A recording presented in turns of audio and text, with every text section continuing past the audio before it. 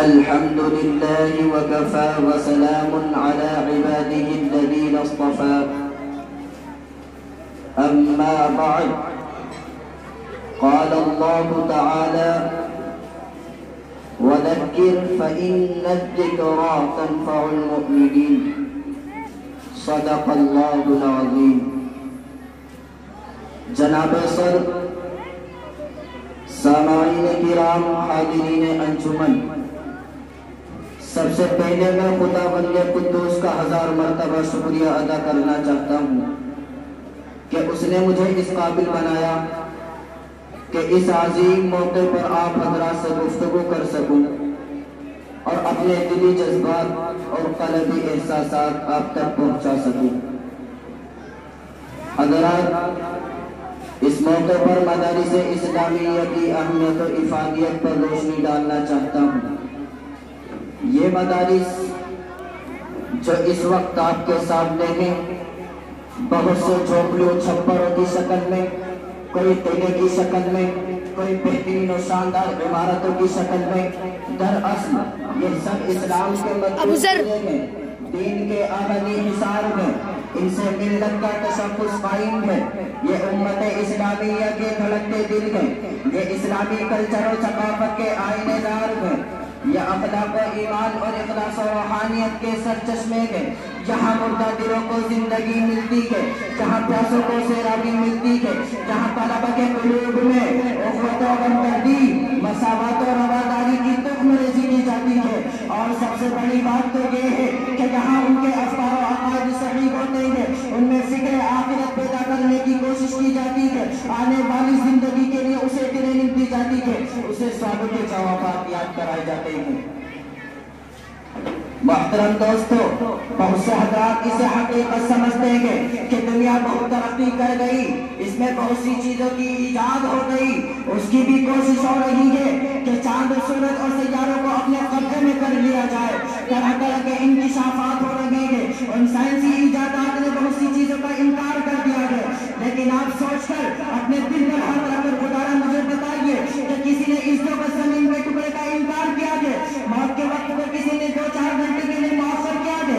سانس کی رفتار پر کسی کا قابو ہوا ہے؟ زندگی بھی کوئی دوبارہ واپس نہ سکا ہے؟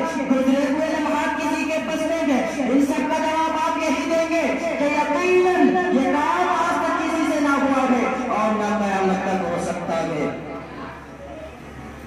محترم دوستو، جب ہمیں اس بات کا یقین ہے کہ ہمیں مرنا ضرور ہے، حساب و کتاب بھی ہونا ہے، جس نے پیدا کیا وہ زندگی کے بارے میں سوال کرے گا اور نعمتوں کے بارے میں پوچھے گا. قبر میں سوال و جواب ہوں گے، ان سوالات کے جوابات ان کی مشق و تمرین ہوتی رہی. میرے محترم دوستو، مال و دولت، بہترین دنیاوی کالج، بڑی بڑی یونیورسٹیاں نہیں دے سکتی. ایوان حکومت اور ماجرین قانون اس کے جواب سے قاصر ہے.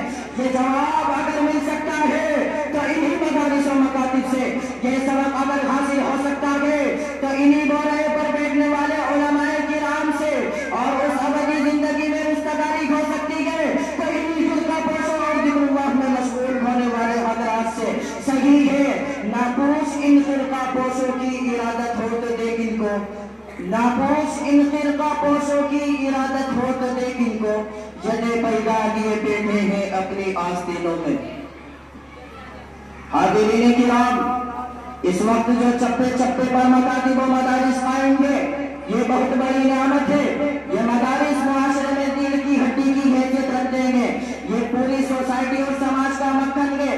یہ اللہ اور اس کے رسول صلی اللہ علیہ وسلم سے آشنا کرنے کا ایک دریا ہے جو ہمارا اور آپ کا حقیقی مقصد ہے. اس لیے ہمارا اور آپ کا تعلق میں اسے صحیح ہونا چاہیے جیسے جسم کا روح سے، آفتاب کا روشنی سے، پھول کا خوشبو سے.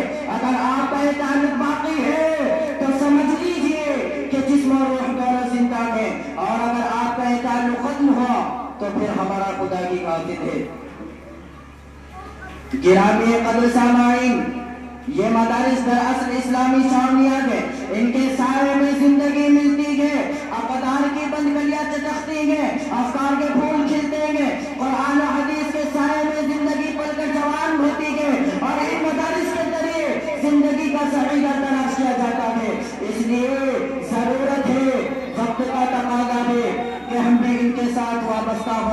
اپنا تعلق قائم کرے اور ان کی اعانت کرے، ورنہ یہاں بھی یورپ کے میخانوں کا نظارہ ہو سکتا ہے۔ اس لیے تمام حضرات سے درخواست ہے کہ ان مدارس کا کام بغام ساتھ دیں اور ہر طرح سے ان کا تعاون کرے۔